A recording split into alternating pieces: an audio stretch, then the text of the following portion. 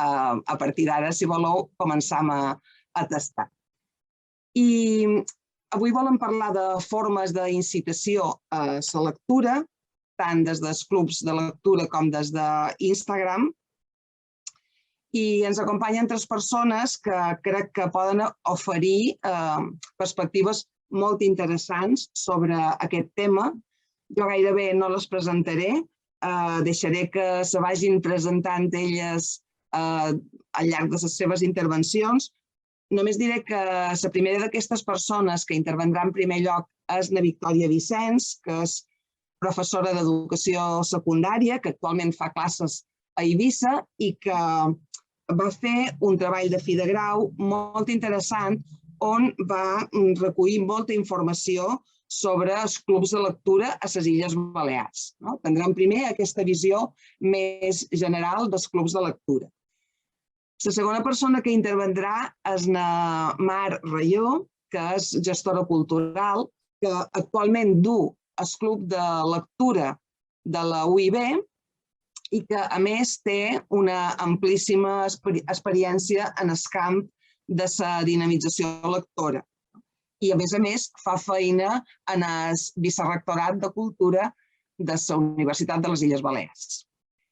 I, finalment, intervendrà la Laura Dorado, que és professora de secundària d'anglès, és lectora també, això en el cartell haureu vist que ho hem posat a les 3 ponents perquè realment som davant, abans que qualsevol altra cosa, lectors aquí. I la Laura du el compte d'Instagram Llegir o no llegir, que té molts de seguidors i on ella va deixant un poc les seves impressions de lectures d'obres molt diverses i de gèneres molt diversos, en diverses llengües, i va creant així la seva petita xarxa. Si vos sembla, primer intervendran elles, una després de l'altra, i deixaríem el debat per al final de la sessió. I m'agradaria que en el debat realment no hi hagués públic i ponents, sinó que tots fóssim un grup. De manera molt especial els alumnes de pràctica lectora, que em sembla que són tots per aquí, però també amb molt de gust ens sentirem les intervencions de tots els interessats. Així que moltíssimes gràcies a totes 3 per haver acceptat de venir en aquesta classe, seminari, sessió oberta. I, Victòria, quan tu vulguis pots començar. Bon dia a tots. Molt contenta jo i molt agraïda de ser convidada i deixeu-me també que doni les gràcies als alumnes d'habilitats lingüístiques, d'educació primària, d'aquí de la seu d'Eivissa, que els veig pràcticament tots connectats. Vaig a obrir, si us sembla bé, la presentació, que la tenia preparada, però, com sempre, ara me la drop.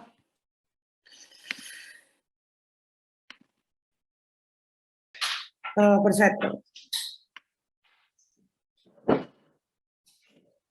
Si no hi sentíssiu, m'aviseu que he aturat l'altaveu, però el puc posar si no sentiu així. D'acord.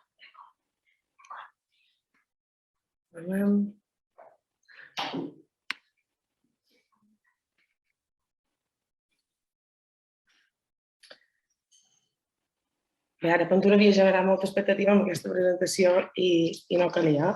Bé, com deia Margalida, aquest va ser el meu treball de final de grau, del qual va ser la meva tutora, la Mercè Picornell, que és aquí, per tant, gràcies per vegada 20.000. Bé, l'objectiu d'aquest treball era analitzar els clubs de lectura com un fenomen social i literari, que és el que són, en el context de les Illes Balears. En principi era una anàlisi representativa que ha de servir en algun moment per a un estudi més profund, que no arriba i els anys van passant, però que estic segura que arribarà. I en aquell moment em vaig decantar per aquesta recerca perquè me cridava molt l'atenció, i encara ara, aquests tipus de trobades. Jo vaig començar sent usuària d'un club de lectura, per tant, crec que és molt important que la Margalida ens hagi destacat precisament com això, com a lectores, perquè en realitat aquest treball i tot el que parlarem avui surt d'això, de ser lectors. Jo vaig començar sent això, usuària d'un club de lectura i des del primer moment em va semblar molt interessant perquè un club de lectura i el que representa és l'oportunitat de combinar la literatura, la llengua i la socialització d'una comunitat en una mateixa activitat i que, a més, i sobretot, democratitza la literatura. És una manera de posar-la a l'abast de tothom i no només a l'abast, sinó que representa una oportunitat de fer-la nostra, de manipular-la i de situar-la segurament en un àmbit més assequible o que com a usuaris d'un club de lectura ens fa sentir més còmodes i més lliures. Les persones que participen d'aquesta activitat tenen, en general, la voluntat de descobrir noves obres i nous autors per compartir-ho amb altres i, per tant, d'una manera conscient o d'una manera inconscient, d'aprendre a través de la lectura compartida. Segueixo pensant que això és molt interessant, encara que no tingui sempre des de l'àmbit acadèmic o institucional el valor o el reconeixement que jo estic segura que mereix. Ara. Bé, en el meu cas, el treball combinava la recerca bibliogràfica i el treball de camp, que tenia en compte usuaris dels clubs, impulsors i persones responsables d'aquests, amb la intenció d'assolir un objectiu, que és el mateix que ens ocupa avui i que nosaltres, que el d'esbrinar si un club de lectura és una eina vàlida per al foment de la lectura, la llengua i la literatura. A més d'aquest objectiu, volia respondre a altres qüestions interessants, com són si aquestes lectures formen part d'un cànon literari planificat, si l'anàlisi de les obres que es llegeixen inclouen aspectes formals i si formar part d'un club de lectura millora l'hàbit lector dels seus usuaris. Per això l'estructura que vaig seguir i que volia compartir avui amb altres és la d'establir primer el marc teòric de l'estat de la qüestió, després veure quina és la situació a les Illes Balears, tenint en compte, evidentment, ara que ha passat un temps, però sobretot ara mateix el que més hauríem de tenir en compte és que hi ha hagut una pandèmia entre aquell moment i ara. En aquest sentit, jo he contactat en diverses biblioteques per veure un poc quina és la situació actual i realment és un poc diversa. Hi ha clubs de lectura que han recuperat l'activitat, alguns que varen aturar l'activitat i no l'han represa i pocs, però alguns, que havien adoptat un format de videoconferència i de moment mantenen aquest format. I finalment, allò que havia fet en aquell moment i que també volia compartir amb altres avui era fer una anàlisi de 5 casos concrets a Mallorca. Per tant, comencem per situar-nos en què és un club de lectura, que el podríem definir com una trobada d'un grup de persones que se reuneixen de manera periòdica per posar en comú les seves impressions sobre una obra que cadascú d'ells ha llegit prèviament. Per delimitar els clubs de lectura hem de tenir en compte una sèrie d'elements que realment no són imprescindibles, però són els que generalment resulten necessaris en aquestes trobades. Per tant, parlarem de 4 elements, el primer dels quals és l'objecte. En aquest cas, la cosa és que tots els participants han de llegir la mateixa obra sobre la qual comparteixen impressions posteriorment. En aquest sentit, l'estadi ideal seria que el moderador pogués crear un cànon literari propi, que seguís uns criteris establerts i que cercés la diversitat d'obres per poder enriquir la qualitat literària del grup i per aconseguir la sorpresa i el delit dels usuaris, amb una planificació prèvia, evidentment, una feina darrere. Però sovint el que trobam són altres factors que condicionen aquesta tria. Els factors més habituals que condicionen la tria solen ser, per una banda, la disponibilitat de les obres i, per altra, l'intent de satisfer els lectors. En aquest punt, crec que no ho havia dit, però ho dic ara clar, la recerca era un club de lectura d'iniciativa pública. Per tant, quan dèiem allò d'aconseguir la mateixa obra per tothom, és això, que tenir, sense que l'usuari hagi de comprar el llibre, tenir-lo, poder-lo oferir. Per tant, aquest factor condiciona molt la tria de llibres i, per l'altra, condiciona molt el fet de satisfer el lector, que el lector tingui ganes de participar d'aquestes trobades i, per tant, que al final la tria de llibres vingui més condicionada per que els farà il·lusió llegir als nostres usuaris més que aquesta planificació prèvia de fer un cànon més pensat. A més, també és veritat que l'organització d'un club de lectura comporta altres tasques i, per tant, sovint s'acaba invertint poca dedicació a l'elaboració d'aquesta llista perquè queda com a última prioritat, no en un sentit negatiu, sinó que hi ha altres aspectes que tenen més interès o que duen més feina. I bàsicament només per una qüestió també de recursos, vull dir, aconseguir el llibre també ja gasta moltes energies. Sí que és cert, però, que en general hi ha un interès en sortir del gènere de la novel·la. Ara bé, sol ser de manera puntual i majoritàriament hi ha un predomini d'aquest gènere perquè d'alguna manera és el gènere més assequible o que sol funcionar millor i, per tant, sol triomfar més i altres gèneres solen ser com una excepció dins la normalitat, provar a veure com va. Un segon element d'aquesta configuració del club de lectura és la figura del moderador. Aquesta figura juga un paper clau en el desenvolupament dels clubs de lectura perquè el seu paper condiciona molt el grup, de la mateixa manera que el grup condiciona molt el seu paper. I sense estendre'm gaire, perquè de tot això en podrà parlar millor na Mar, la cosa és que el moderador pot jugar un paper més actiu, preparant prèviament la trobada, amb informació afegida, guiant la conversa, o es pot limitar a controlar que la conversa sigui fluida, proposant temes, si en algun moment el debat decau, i controlar també que no es produeixin massa subconverses. Per tant, allò que intervendria molt és veure si el moderador és això, més actiu o si és més al grup i se dedica només a moderar. A més, en aquest rol intervenen altres factors, com el fet que el moderador tingui coneixement de literatura, que un grup sigui gran o petit, la planificació que hi ha darrere.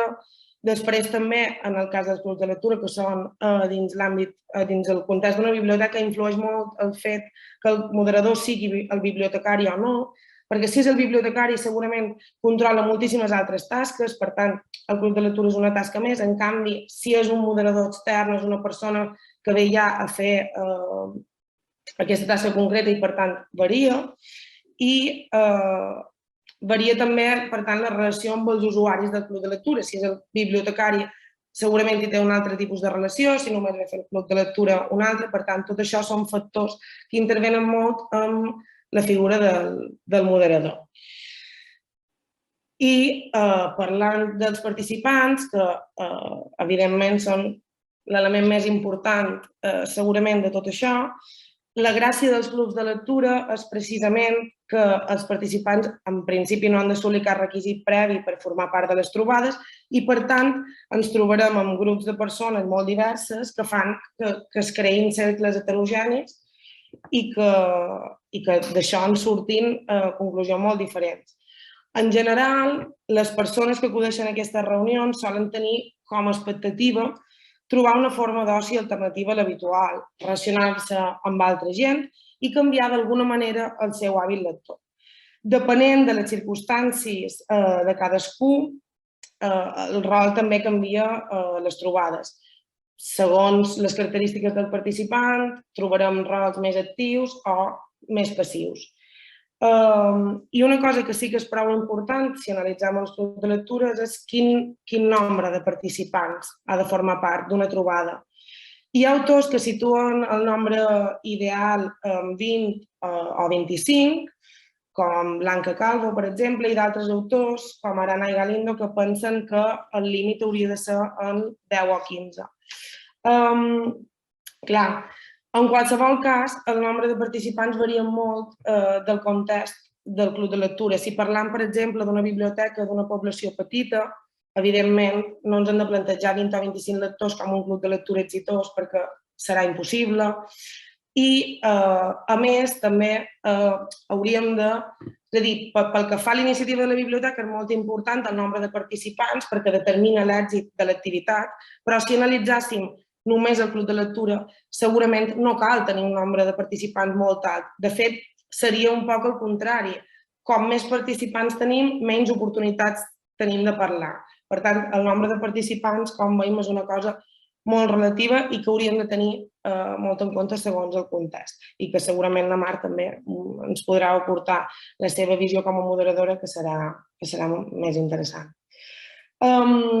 L'única cosa que podríem determinar és que sí que s'han de limitar. En algun moment s'han de limitar perquè tothom pugui participar en algun moment de la trobada.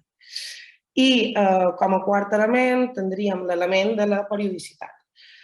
És un element molt important en un club de lectura perquè si no hi ha continuïtat no parlaríem de clubs de lectura, parlaríem d'activitats concretes, de tertúlies puntuals, de l'activitat que fos. Però per parlar de club de lectura hem de tenir una periodicitat. En el cas del club de lectura de les Illes Balears, de les biblioteques públiques, aquesta periodicitat sol ser d'un cop cada mes o cada 2 mesos. Tot i que darrerament han sortit alguns clubs de lectura temàtics més enfocats per exemple, també a relacionar-los amb el cinema o algunes iniciatives d'aquest tipus que tenen unes trobades més espaiades. També funcionaria, però parlant d'això, que hi ha d'haver una continuïtat. Ens mancaria en aquesta definició parlar de la finalitat d'aquestes trobades. En principi, la doble funcionalitat dels clubs de lectura és, per una banda, els objectius de qui proposa o dissenya la xarxa o el club de lectura en concret i, per altra, els objectius de cada usuari. Per part dels organitzadors, realitzant aquesta activitat, evidentment, l'objectiu més important serà assolir el del foment de la lectura, però a més, quan l'activitat és organitzada des d'una biblioteca, hi sol haver l'objectiu d'enfortir el lligam entre biblioteca i usuari. I perquè paral·lelament al club de lectura passen altres coses, no? I si parlam dels objectius, de la finalitat d'aquestes trobades per als lectors, segurament l'objectiu principal sigui el de la finalitat social, de gaudi, més que, evidentment, amb aquesta intenció de canviar l'hàbit lector, de compartir una lectura, però, clar, si ja som lectors o ho volem ser, podríem llegir a casa, no? Per tant, des del moment en què decidim formar part d'un club de lectura és perquè allò que ens interessa és la part social, de compartir. Per tant, amb aquesta breu definició, amb aquest resum del marc teòric, us he posat aquí, si us sembla bé, una graella una mica representativa de quina era un poc la situació l'any 2016 a les Illes Balears.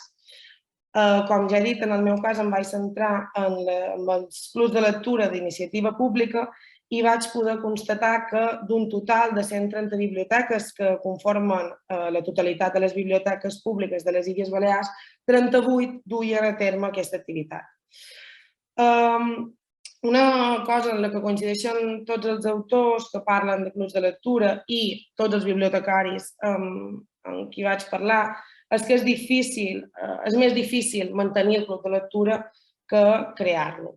Per això us deia que havia intentat aquesta setmana fer una mica d'investigació per veure què havia passat després de la pandèmia, perquè si de normal costa mantenir-ho, volia saber un poc què havia passat i efectivament ha interferit a prou en la situació.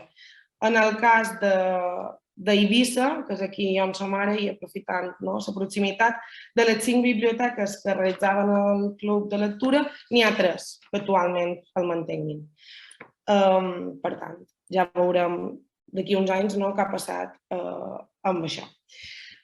Com podeu veure, aquí en aquesta graella, com que no hi havia cap dada recollida sobre els clubs, el que vàrem decidir amb la Mercè va ser crear com una espècie d'inventari que recollia això, quina biblioteca, l'antiguitat, la mitjana d'assistència, la periodicitat, és a dir, aquí sí que era això que us deia, o eren mensuals o es feien cada 2 mesos, si el moderador era extern o intern, quins gèneres llegien, en quina llengua eren les obres, i si els llibres eren de préstec o compra, perquè no és habitual el fet de compra, però en alguns casos per poder satisfer els lectors, per poder llegir allò que els lectors realment volien, sí que compraven les obres, i si aquesta tria d'obres era a càrrec del bibliotecari o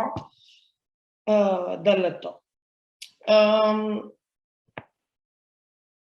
Perdoneu, ara m'he despistat perquè tenc les dues pantalles obertes, aquestes alumnes aquí davant, i estic un poc que no sabia on mirar, perdoneu. Sense entrar molt en detall, sí que hi ha una dada interessant, o que a mi m'ha semblat interessant, que és la de l'antiguitat dels clubs de lectura. El primer club el podem situar l'any 1987 a Calvià, d'una manera molt, molt pionera, perquè tots els altres van començar a desenvolupar la seva activitat a partir de l'any 2000 i no va ser fins al 2005, arran d'un congrés de biblioteques públiques, que es va començar a fer feina coordinada des de la xarxa de biblioteques del Consell de Mallorca. Aprofito també per comentar-vos que des de la xarxa de biblioteques es creen lots de llibres que després es distribueixen en les biblioteques per poder tenir exemplars perquè tothom pugui tenir el mateix llibre. Aquests lots venen un poc triats, per això que us deia d'intentar satisfer lectors, és una tria que se fa un poc conjunta des de la xarxa, després se procura fer una reunió anual perquè tots els bibliotecaris que tenen club de lectura hi vagin i triïn, però és un poc allò que parlàvem. La tria, més que ser una cosa planificada, és una cosa un poc que sorgeix de les necessitats. I bé, com us deia, en total hi havia 28 clubs de lectura a Mallorca, 5 a Menorca i 5 a Eivissa. Per poder obtenir algunes conclusions d'aquests grups, allò que vàrem fer va ser seleccionar 5 casos concrets a Mallorca i d'aquests 5 casos sí fer-ne una anàlisi més exhaustiva. És a dir, havíem recollit un poc les informacions generals de tots i d'aquests 5 casos vàrem analitzar un poc més el funcionament de cada grup. Allò que fèiem era una entrevista telefònica en totes les biblioteques per establir les bases generals, després entrevistes amb els moderadors, amb els bibliotecaris, amb la persona del Consell que s'encarrega d'això, i després arribàvem a aquests 5 casos que són els clubs de lectura de Sóller, de Consell, de Mancor, de la Biblioteca Joan Alcover i de la Biblioteca de Calvià. La selecció era un poc tenint les característiques d'aquests clubs.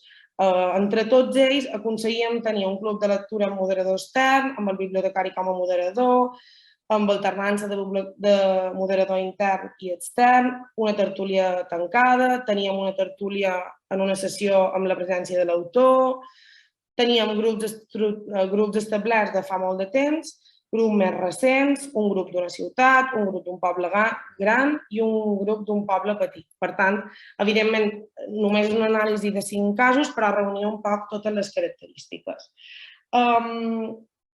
Els lectors que participaven d'aquests grups, a més del que jo vaig observar, van contestar també una enquesta i, per tant, jo com a fa ganes era compartir un poc amb altres el que seria un poc el resum d'aquestes dades, que no són, evidentment, conclusions sòlides, però sí suficients per tenir-ne una mostra significativa.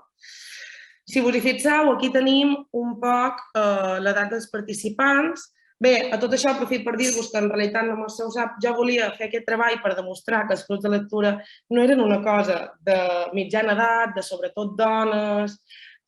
Jo volia com a demostrar que era una cosa molt diversa i molt heterogènia i ara veureu què va passar amb el meu interès per demostrar això. Fixeu-vos que efectivament en blau tenim les dones, en vermell els homes. Per tant, bé, sobretot teníem dones i sobretot d'una edat d'entre 51 i 60 anys. Jo els demanava a veure quants de llibres llegien ells de manera individual al llarg de l'any i sobretot teníem aquesta conclusió d'entre 10 i 20, per tant, parlaríem d'usuaris que ja tenen un cert hàbit lector i, per tant, definitivament assisteixen al club de lectura per enriquir aquest hàbit lector i per compartir, no per començar a llegir. De manera majoritària consideraven que el club de lectura havia incrementat el seu hàbit lector poc o considerablement, per tant, sí que de manera totalment majoritària havia interferit en aquest consum.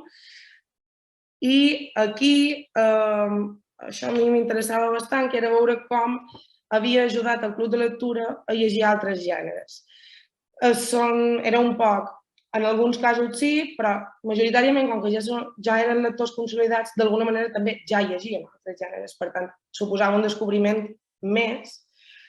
I allò que també havíem fet era veure un poc què passava, com s'analitzaven les obres.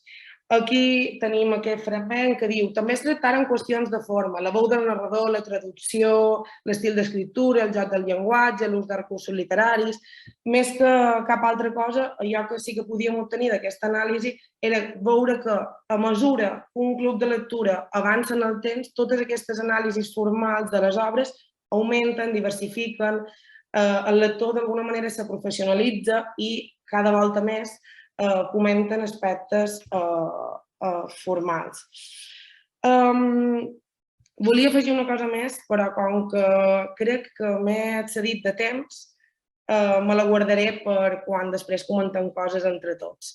Fixeu-vos que aquí sí tenim un resum del que seria el perfil prototípic d'un usuari de club de lectura de Mallorca. Perdoneu-me, vaig dir Vicent.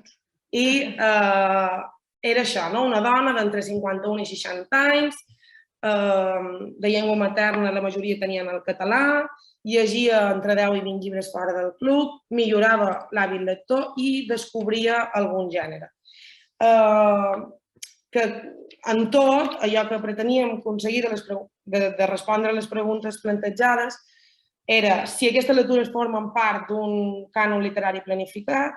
Per tant, la resposta crec que ja l'he dita, no formen part d'un cànon literari prou planificat, però ja en podem parlar també d'això després. Si formar part d'un grup de lectura millorava l'hàbit de tots els seus usuaris, la resposta seria sí, de manera contundent, i si l'anàlisi d'aquestes obres tenia en compte aspectes formals.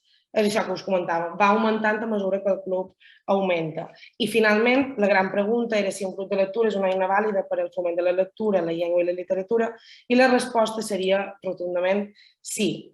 I a més, això no m'ho havia plantejat, però ho vàrem veure, també era una eina per enfortir el lligam amb la biblioteca. Bé, res, per acabar, dir-vos que ja també en podem parlar després, que no hi ha res contra les dones de mitjana edat, però que segueu pensant que el club de lectura hauria de ser universal, hauria de participar tothom i, per tant, hi hauria d'haver gent de tota edat i gènere. I vos deixo pel debat de després dir-vos que el finançament d'aquesta activitat per part del Consell és d'uns 6.000 euros, d'una partida pressupostària de 6.000 euros anuals, que és una dada que després podríem fer servir per debatre. I ara sí deixo parlar a les meves companyes i gràcies per l'atenció.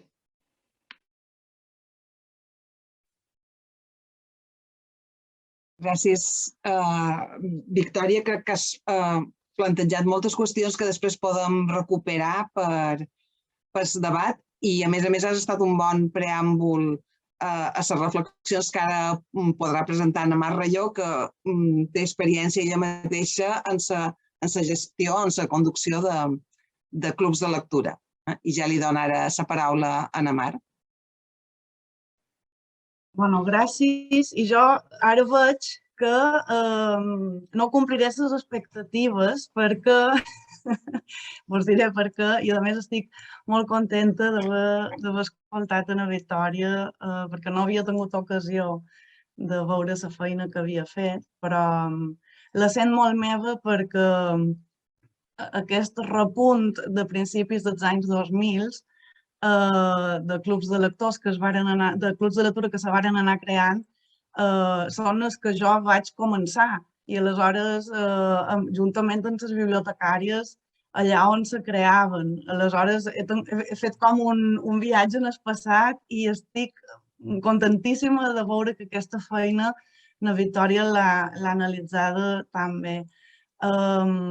Dic que no compliré les expectatives perquè jo, després de pensar-hi molt i d'estar molt contenta que la Margalida me convidés, vaig voler articular la meva intervenció al voltant de diferents reflexions, no tant sobre la meva experiència com a dinamitzadora del club de lectura de la UIC, sinó com a persona que ha fet diferents activitats i projectes al voltant de l'animació lectora o d'aquelles coses que hauríem de tenir en compte quan fem foment de la lectura, del que implica ser animadors de la lectura.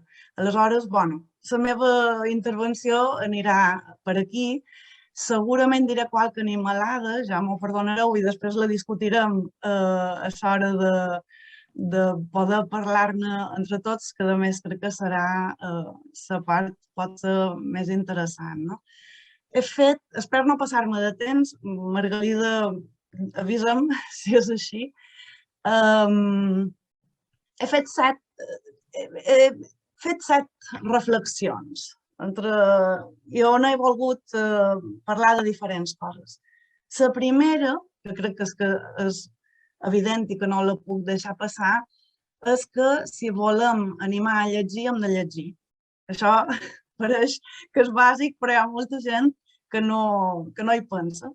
La lectura és una passió, com altres passions s'encomana, i si a més de encomanar el virus del Covid volem encomanar el virus de la lectura, seria desitjable que les persones que volem dedicar-nos a animar a llegir gaudíssim de la lectura i que llegíssim realment, perquè aquesta serà la base de la nostra feina i ens permetrà que les nostres propostes, les nostres paraules i les nostres accions siguin realment genuïnes i sobretot siguin coherents. Com a animadors de la lectura hem de pensar que fem de pont entre els llibres i les persones i que podem ser un exemple per a altres, un referent. De fet, si jo ara vos demanàs a cada una de vosaltres quina va ser la persona que va jugar un paper clau a la vostra vida perquè esdevinguéssiu lectors, en el fet de que poguéssiu consolidar el vostre hàbit de lectura i ampliar el vostre itinerari lector, que vos va fer estimar els llibres i la lectura, estic convençuda que la majoria sabria dir-me qui va ser aquesta persona sense dubtar-ho. Perquè això és una cosa que no s'oblida, com no s'obliden els llibres que més petjada mos han deixat a dins. Aquesta persona o persones, pot ser en plural, que mos varen obrir les portes en el món de la literatura, que varen guiar el nostre hàbit lector, el nostre amor envers els llibres, poden haver estat una mare, un pare, un mestre, una professora, un amic, i és dificilíssim, jo crec que és dificilíssim realment calcular la importància que han tingut a la nostra vida. Hem de ser conscients que podem ser, o que potser ja som, aquest mateix referent per a altres persones. Jo a vegades hi penso que suposa una gran responsabilitat, però és una responsabilitat preciosa i que val molt la pena, o jo penso que val molt la pena, perdoneu, assumir. La segona reflexió és una qüestió, que també en parlarem, si voleu més tard, perquè té la seva cosa, i és si llegir ens fa millors persones. Quan faig aquesta pregunta, la resposta sol ser majoritàriament un sí orgullós i rotund. Jo fa temps que penso que no podem afirmar que siguem millors persones en el sentit de ser més bones persones per simple fet de ser lectors. Adolf Hitler, el nazi, era un gran lector i també era, i perdoneu-me l'expressió, un gran fill de puta, capaç de matar el que encara és encara més pervers, capaç de convèncer a centenars de milers de persones perquè matessin a milions d'éssers humans. En un article que va publicar El País l'any 2009, titulat Un lector llamado Hitler, y deien: el líder nazi leía compulsivamente, pero solo para reforzar sus ideas. Aquesta és una de les coses que fem els lectors, de fet, perquè és una de les grans capacitats de la lectura. S'ha de permetre-nos trobar-nos a nosaltres mateixos, construir la nostra identitat, reforçar els nostres arguments, confirmar les nostres opinions. Jo conec molt bé l'orgull de sentir-te especial per fet de ser una persona que llegeix, de sentir a moments que formen part d'un grup exclusiu de persones, perquè, clar, escolta, és que nosaltres llegim, no col·leccionem segells ni fem macramé, amb tots els respectes per les persones que col·leccionen segells i fan macramé. No, nosaltres llegim. Però, Vos diré una cosa, hi ha lectors verdaderament cap de faves i, per cert, escriptors també, i no passa res, som humans. El fet és que llegir, en la meva opinió, no mos fa millors o més bones persones i, sobretot, no mos fa millors o més bones persones que les persones que no llegeixen. I no aprofitarem verdaderament els dons de la lectura si no som conscients d'un altre dels grans potencials d'aquesta, la de fer-nos créixer com a ciutadans del món, mostrar-nos altres maneres de pensar, fer-nos reflexionar sobre aquestes, dialogar-hi i potser fins i tot, alerta, canviar d'idea. Els llibres mostren la diversitat del pensament humà.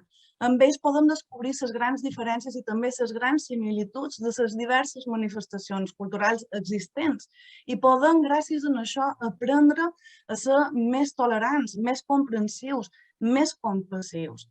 Penso que difícilment trobarem una eina aparentment tan senzilla que tingui tant de potencial. La tercera reflexió també és una pregunta. Val tot per animar a llegir? És a dir, serveix qualsevol activitat o acció per fer lectors, per acostar la lectura a les persones? Mireu, l'animació lectora pot prendre moltes formes, però crec que ha de tenir com a origen, com a fet o com a possibilitat la lectura i la seva pràctica, els llibres i la seva difusió, la literatura i el seu descobriment. Si dissenyam activitats o projectes d'animació lectora que no parteixen, no són ni van en aquesta direcció, potser mos hem d'aturar, hem de reflexionar i redissenyar el nostre projecte. Els objectius que volem aconseguir, i la Victòria ho ha apuntat, són mals de veure a ulls de molta gent i això ens pot generar molta frustració.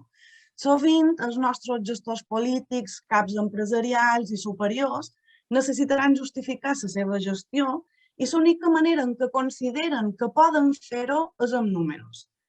La nostra feina, però, no se pot mesurar només quantitativament. La Victòria ho deia. Un exemple. En un club de lectura llegim un llibre de poesia i ens visita la seva autora, amb qui parlam. En acabar la sessió, una participant confessa que és la primera vegada a la seva vida que ha entès la poesia, que ha ressonat i que això l'ha animat a llegir-ne més. Diu que ha descobert un món tan desconegut per ella com ric i està feliç. Com li faig entendre en el meu responsable la importància, el valor de què he fet? No només per a mi, perquè jo ja estic feliç perquè he complert un dels meus objectius com a dinamitzadora d'un club de lectura, sinó sobretot per ser participant del club de lectura. Com li explico que en aquesta dona, i ho diré d'aquesta manera perquè és el que realment penso, el descobriment de la poesia li canviarà la vida, que el món per ella ja no tornarà a ser igual. Si el meu responsable mesura l'èxit o el fracàs de l'activitat, tenint en compte només quantes persones s'hi han inscrit o quantes hi venen cada mes, com li demostro jo que s'equivoca quan deixa de banda tots aquests altres èxits? Un altre exemple. Una dona de 90 anys, 90, perquè són molts, participa en una tertúlia literària mensual d'una biblioteca d'un poble. És viuda, viu sola i té la família lluny. El dia de la tertúlia és una de les poques ocasions, mos ho diu, en què ella surt de casa. El fet de participar en el club no només fa que cada dia se senti acompanyada per la lectura, com si això fos poc, sinó que, a més, dona a la bibliotecària l'oportunitat o l'excusa de telefonar-li de tant en tant per demanar-li si li agrada el llibre, si se troba bé, si necessita res. A més, un veïnat, també participant del mateix club de lectura, la va cercar en cotxe el dia que ens hem de trobar per evitar-li la caminada i s'estableix entre ells una relació d'amistat i cura mútua. Quan ens trobam tot el grup, parlam amb ella, ens conta batalletes, ni contra nosaltres i posam en comú la lectura que hem fet tots del mateix llibre. Com explic en el gestor polític local que la lectura i les activitats que fem al voltant d'aquesta poden tenir un impacte importantíssim en el benestar social d'una persona, que la proposta d'animació lectora pot aportar millores en la vida de les persones, beneficis que no se veuen a primera vista. Són impactes que A molts no els serviran per fer-se una foto ni sortir a la premsa i menys per guanyar vots. Però això no els fa menys importants ni, sobretot, menys necessaris. Aleshores, què podem fer nosaltres com a animadors de la lectura? Jo us diria, no defallir, insistir en la vostra feina. Fer el possible per deixar constància en els vostres informes, a les vostres memòries, d'aquests altres èxits, que potser no tindran tant en compte, però que en el meu mode de veure són els realment rellevants, perquè poden marcar la diferència en la vida de moltes persones. I si és només en la vida d'una sola, per mi ja haurà valgut la pena l'esforç. La quarta reflexió és que la lectura necessita temps i espai. El que és la lectura, la realització de l'activitat lectora és solitària i requereix temps, silenci o almenys cert nivell de concentració. Ens demana aïllar-nos dels altres, ficar-nos en nosaltres mateixos, deixar d'interaccionar per uns moments amb el món. Això és cada vegada més difícil a la societat actual, que ens obliga a estar sempre connectats, sempre en relació, sempre a disposició o projectats cap a l'exterior. No sigui cosa que poden tenir pensaments propis, reflexions íntimes i secretes, que estem elaborant un pensament individual o tinguem temps, fixeu-vos, d'analitzar en profunditat els fets, les notícies, els discursos polítics. Perquè, anem a ser sincers, què punyetes fa una persona que passa hores tranquil·lament amb un llibre entre les mans, concentrada en el text, embambada en les seves pròpies cabòries? Una persona que no està contínuament verbalitzant o escrivint a Twitter qualsevol idea, interessant o no, que li passi pel cap. És que no pot fer res de bo. L'excusa de llegir, com a mínim, està preparant un cop d'estat o organitzant la propera manifestació feminista, que no sé quina cosa és pitjor o millor, no ho sé. Per tant, de lectors, el que passa és que sempre s'ha sospitat d'ells, no? I jo crec que encara se sospita de nosaltres. El que passa que jo diria, mira, que pensin el que vulguin. Lo important és que nosaltres hem de reivindicar aquest temps de lectura. L'hem de protegir. I mentre protegim el nostre, facilitar i reivindicar i protegir i defensar i respectar el temps de lectura de les altres persones, perquè és importantíssim. Hi ha moltes guerres en el món ara mateix, molt diferents entre elles.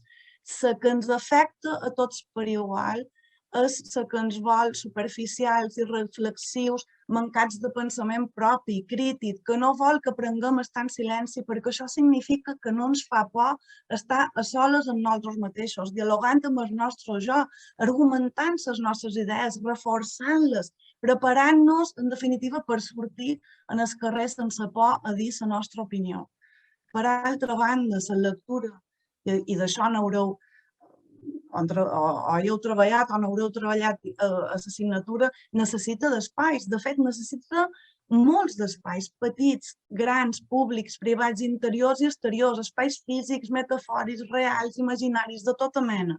Des de l'espai mental en el qual quedam enganxats pensant en el gir que ha fet la novel·la que llegim, la llibreria de la nostra cambra, la biblioteca del barri, la llibreria on comprant, la plaça, el carrer, els metros, l'autobús, el bar de la facultat, el jardí, el vàter, la platja, un refugi de muntanya, una cadireta davant la foganya, el llit o la cuina, és igual, tot és susceptible de ser un espai, un punt de lectura, i cal que els reivindiquem i que els ocupem.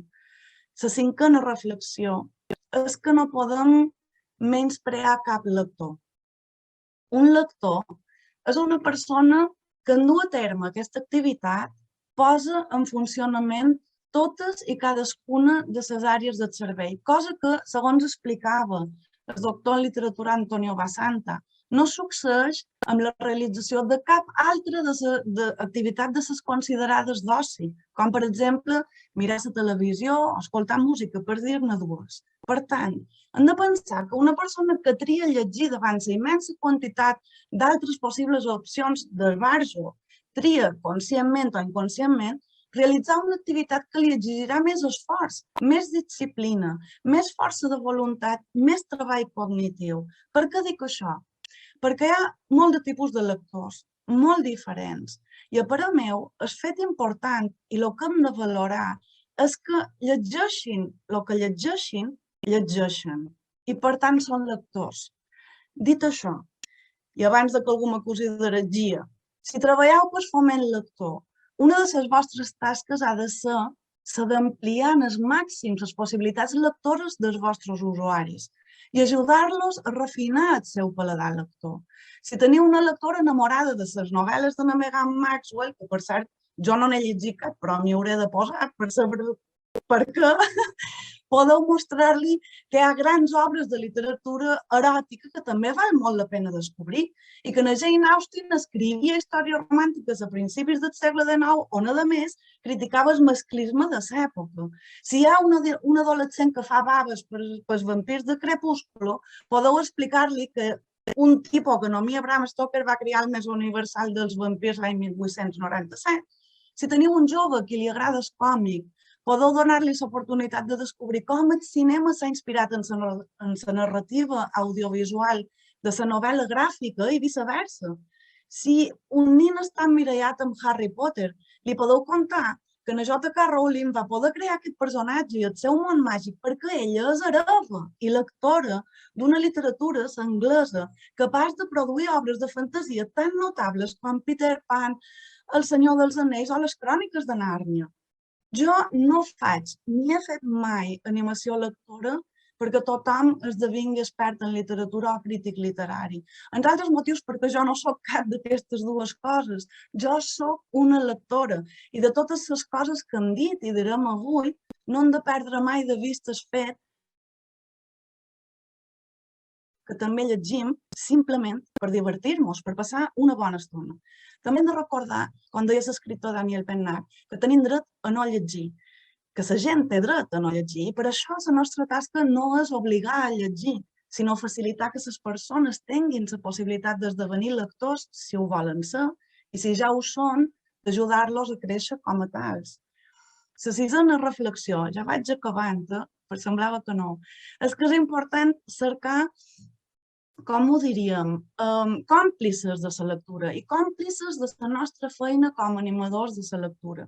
La lectura pot ser compartida, ho hem vist amb aquesta exposició que ha fet la Victòria, i experimentar-la d'aquesta manera és una de les millors coses que hi ha. Les tertúlies, les converses, els diàlegs, l'intercanvi d'opinions, el debat al voltant d'un llibre, són una manera preciosa de viure la lectura. Per això vos convido a que vos uniu a qualque club de lectura des que ja existeixen o a crear-ne un de nou, a seguir a les xarxes socials altres lectors i lectores, a escoltar o mirar programes de ràdio o televisió o podcasts en els quals es parlin de literatura, que per cert n'he descobert un que segurament coneixeu, que és d'unes al·lotes que se fan dir punkis decimonòniques, tenen 3 capítols ja penjats a Spotify i són genials, vos els recomano. Però, mireu, per altra banda, com a professionals de l'animació, la lectura és important que facem xarxa amb altres agents i entitats i perseguim junts els nostres objectius. És sorprenent la força que pot agafar un projecte de foment de la lectura si se comparteixen responsabilitats, recursos i lideratges. Per això vos recomanaria el llibre de la bibliotecària Mercè Cardó, titulat La biblioteca, un espai de convivència, un espai educador, editat pel Centre UNESCO de Catalunya, que té una edició en castellà, editada per Anaya, amb el títol La biblioteca, un espacio de convivencia, perquè allà ella parla molt de quines són les possibilitats de fer xarxa dins una comunitat per fomentar la lectura. La setena i última reflexió és que sigueu lliures. Reivindiqueu els clàssics, les obres consagrades pels temps, encara que siguin modernes, perquè el temps posa les coses a lloc. No sigueu esclaus de les novetats. Hem de ser francs. Encara que no agradi, un percentatge elevat de tot el que se publica no té la qualitat literària desitjable. I sí, una gran campanya publicitària a darrere. El mercat editorial és una maquinària econòmica potentíssima que cerca mantenir-se ella mateixa com qualsevol altra, Per descomptat, com a animadors de la lectura hem d'estar informats de les novetats editorials, però en el nostre cas és encara més important que cerquem, destriem, seleccionem, recomanem aquelles obres que de tan genuïnes, de tan excel·lents, faran lectors per si soles. Hem d'oferir el millor als nostres usuaris. Abandoneu un llibre si no vos agrada. Hi ha milers de llibres a l'espera de ser llegits. No perdem el temps en llibres que no ens enganxen a les 30 o 40 primeres pàgines, encara que siguin obres literàries que tothom hauria de llegir una vegada a la vida. Si no vos enganxen, deixeu-les, cercau-ne una altra, perquè d'aquestes de les que tothom hauria de llegir una vegada a la vida també n'hi ha per triar moltíssimes i en trobareu una que vos ressonin o que vos ressonin més que altres. Important, si són lectures recomanades per la Margalida Pons o altre professor com Jesús Rebelles, que crec que també és per aquí, llegiu-les de principi a final, que si no després mos renyaran.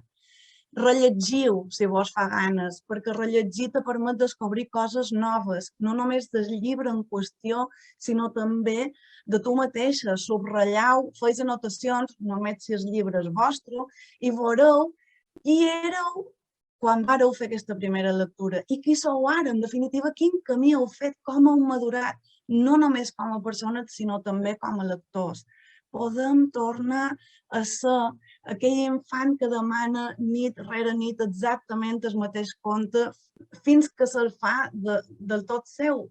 I parlant de contes, i ja cap, llegiu literatura infantil i juvenil i trobareu verdaderes joies. Recomaneu-les.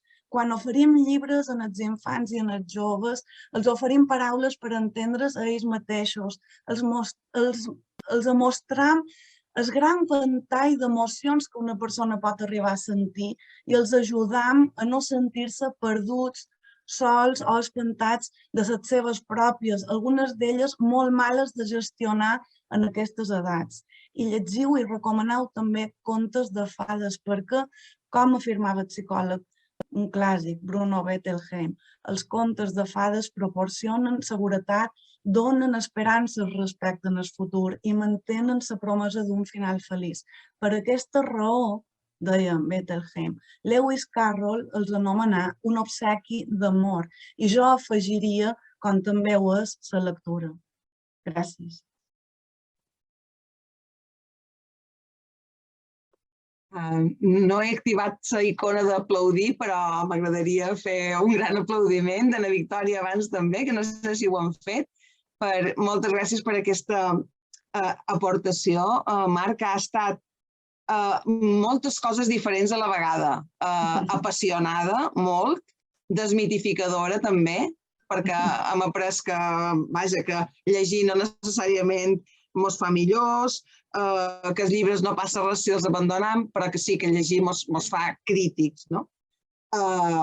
I crec que també has donat moltes pistes i moltes pautes per al debat i sobretot, malgrat que has estat, crec, bastant crítica, ja ha quedat com amb una idea general d'esperança i de positivitat. No facis dir per què. Continuem ara, si voleu, amb la Laura Dorado, que parlarà d'una experiència diferent, en plataformes diferents, que és la seva experiència a Instagram, i després ja recuperarem el debat tots plegats. Laura, quan tu vulguis. Gràcies, Margalida. Bé, primer de tot, gràcies per ser convidada i també quina passada i quin honor compartir aquest seminari amb aquestes dues dones, tant la Victòria amb aquest estudi que m'ha paregut interessantíssim i la Mà amb aquestes reflexions que ara m'he quedat, bé, m'ha caigut tot. Jo tampoc sé si estic a l'alçada, venc a contar un poc la meva experiència com a animadora de la lectura, però de vora la Mà concretament som un bebè amb experiència, però bé, vaig a compartir-vos pantalla, he preparat una petita presentació perquè sigui un poc més dinàmic, no sé com anirà.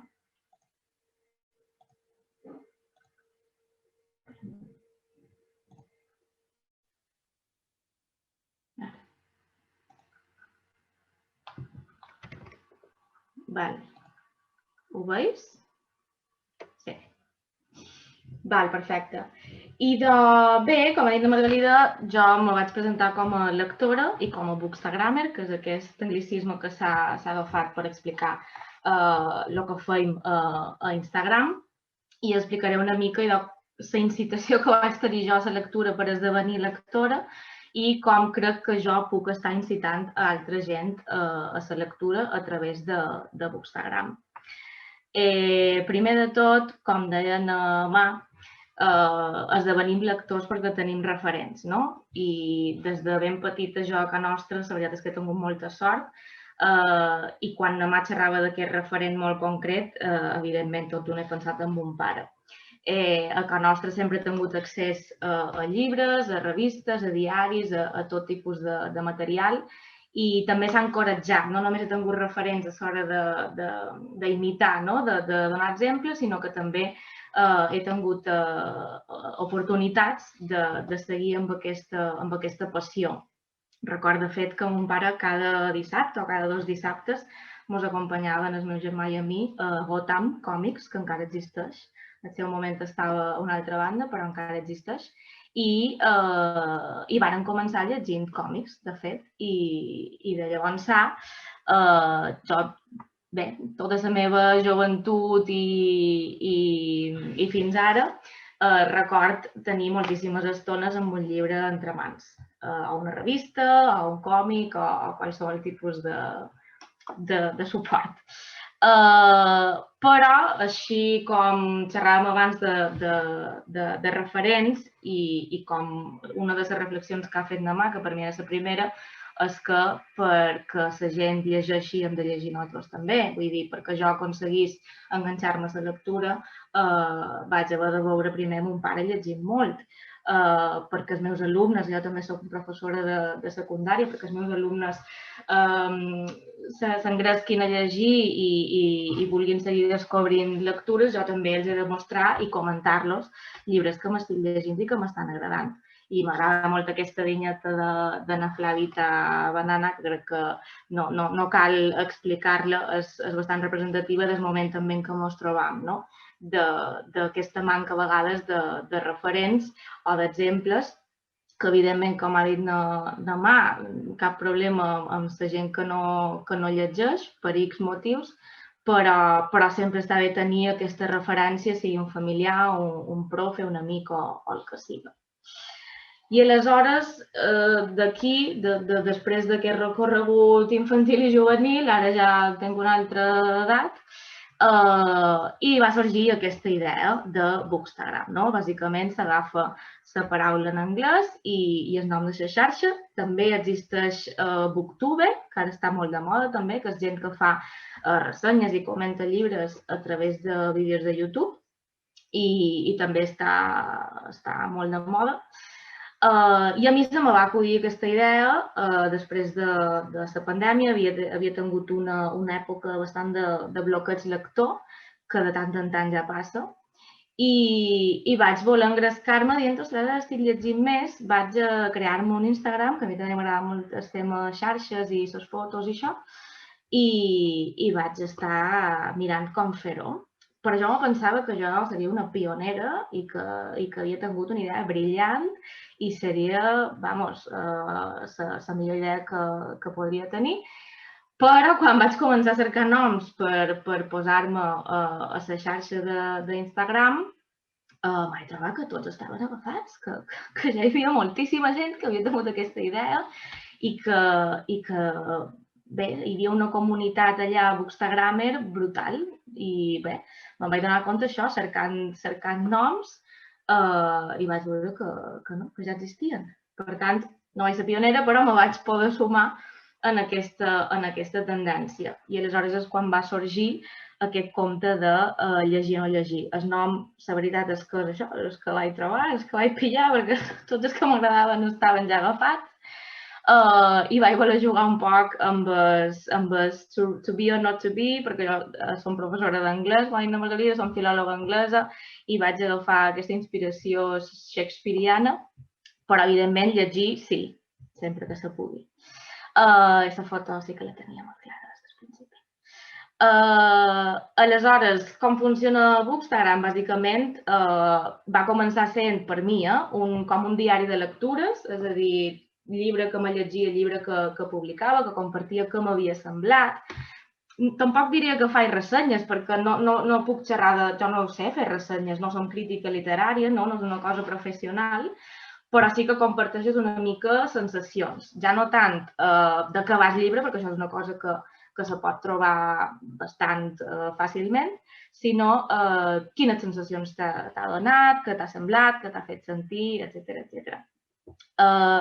Va començar sent aquest diari i al final esdevé aquest mitjà com per engrescar, com per compartir, per relacionar-te amb altra gent, per crear tota aquesta xarxa i comunitat entorn a la lectura. Perquè, com diu en Enric Queralt, l'hàbit lector se desenvolupa principalment quan tens amb qui xerrar, és a dir, quan pots xerrar de lo que has llegit, quan pots xerrar de lo que t'ha fet sentir un llibre, de si t'ha agradat, de lo que no t'ha agradat, de si t'ha fet riure, t'ha fet reflexionar, de lo que has pensat en acabat.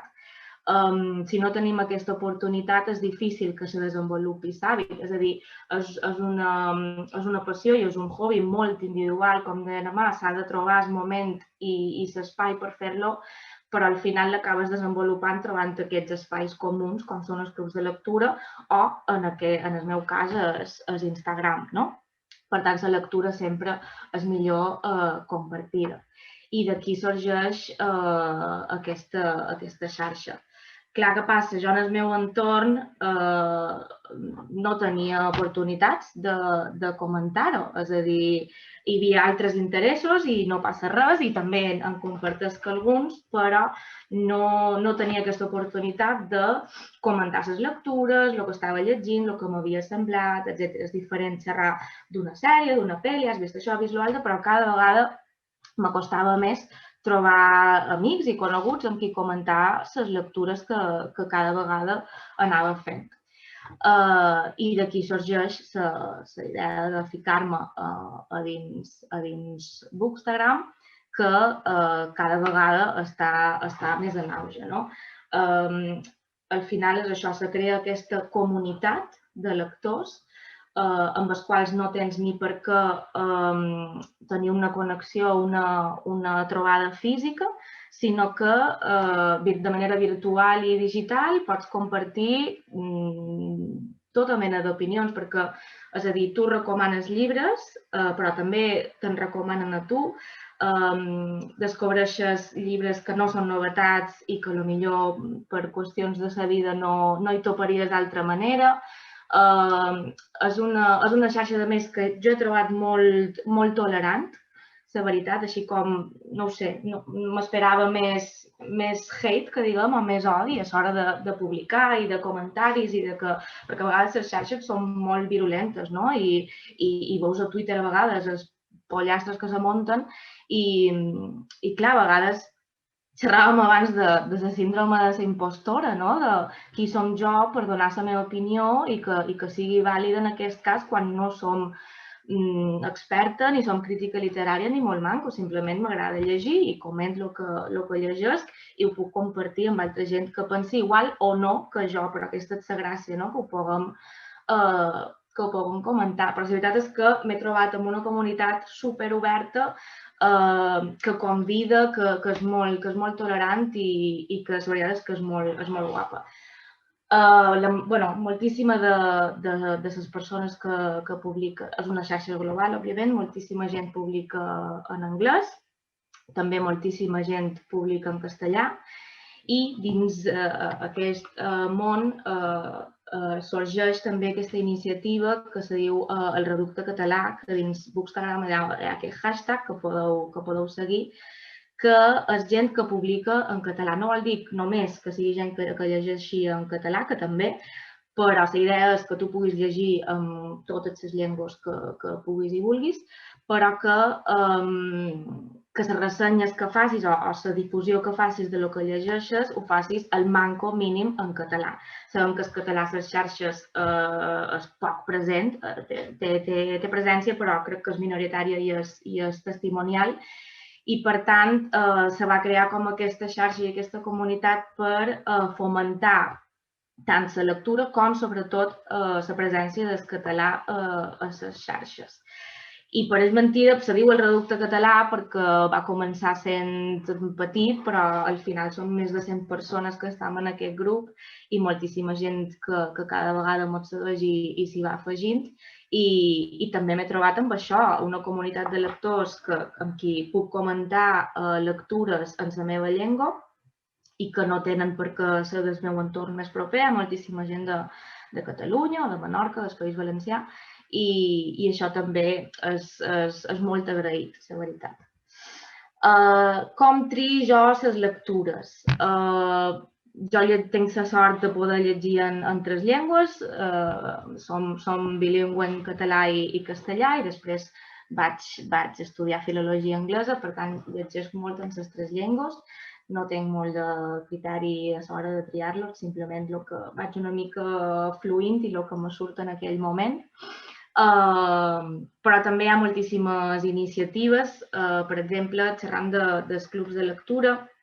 Nosaltres organitzam, però de manera virtual, nosaltres li diem lectures conjuntes o lectures compartides, on se crea un grup de WhatsApp o de Telegram per llegir conjuntament i comentar un llibre en concret. Això és una lectura, per exemple, que vàrem fer el març de l'any passat de Fahrenheit i, per exemple, aquestes que estan llegint ara mateix, que és El somni del poble vinc. Són llibres que, per exemple, Fahrenheit és un clàssic de la literatura anglosaxona i que, potser d'una altra manera, molta gent no ho hagués llegit, o molta gent no ho hagués analitzat, o molta gent no s'hi hagués acostat, perquè també és ciència-ficció, a vegades és un gènere que tira més cap enrere, i bé, te dona aquestes oportunitats. O El somni del poble vinc, que és un autor xinès, que potser tampoc m'hagués cridat l'atenció, i són maneres també d'estirar a llegir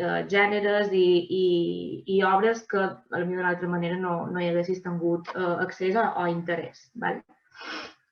Després hi ha tota una sèrie d'iniciatives, vull dir, a Instagram sempre hi ha una excusa per llegir, que això és el que interessa, que el que te faci gana sempre trobaràs segurament una excusa per llegir.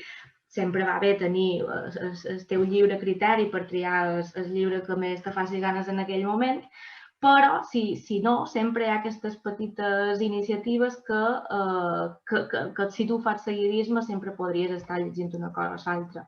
I, per exemple, hi ha el Black History Month, que celebra els autors i autores negres durant el mes de febrer, que coincideix que és aquesta data als Estats Units. Després a Bookstagram també se celebra una altra vegada Black History July, commemorant el Black Lives Matter moviment.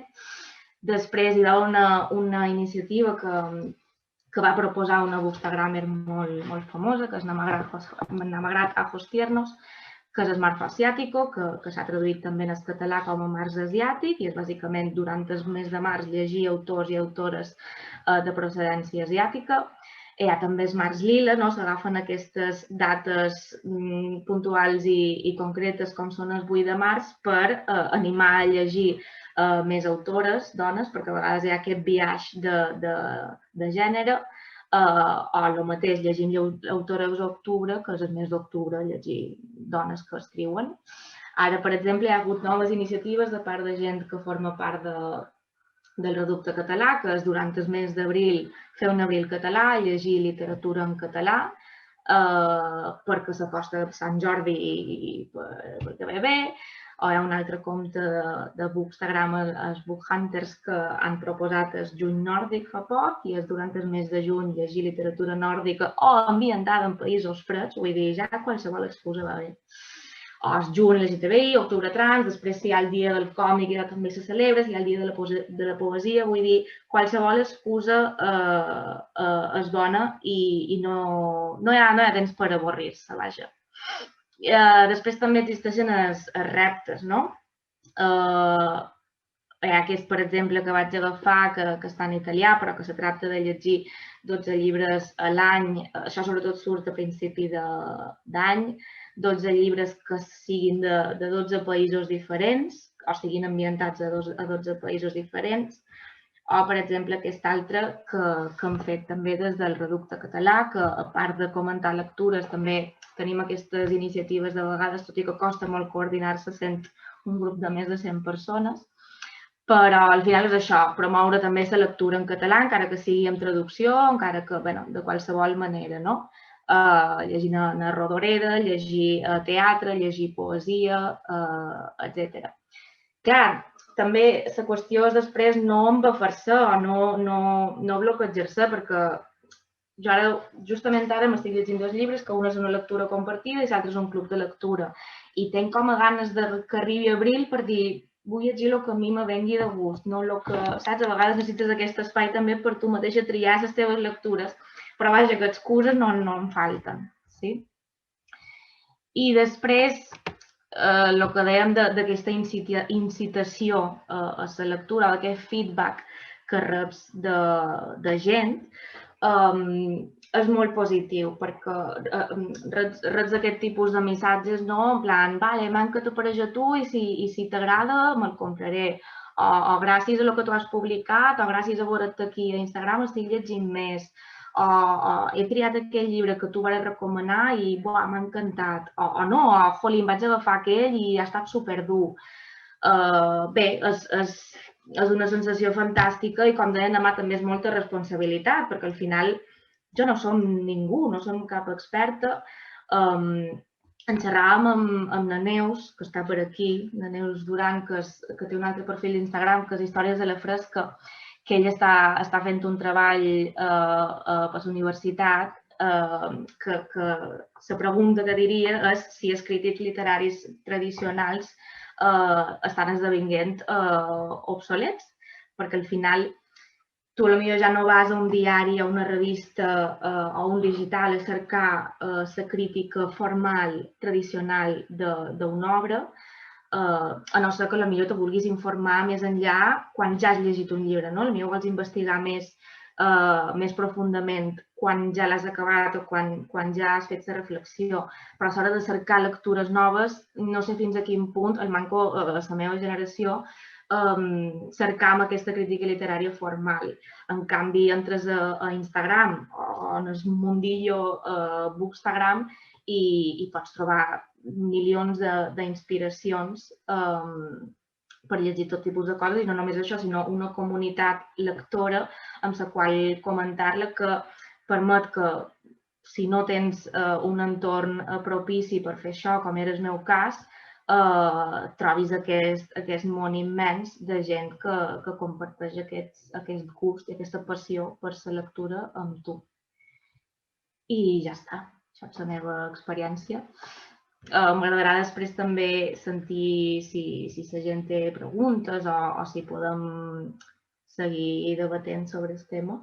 I bé, deixo la paraula a la Margalida i moltes gràcies.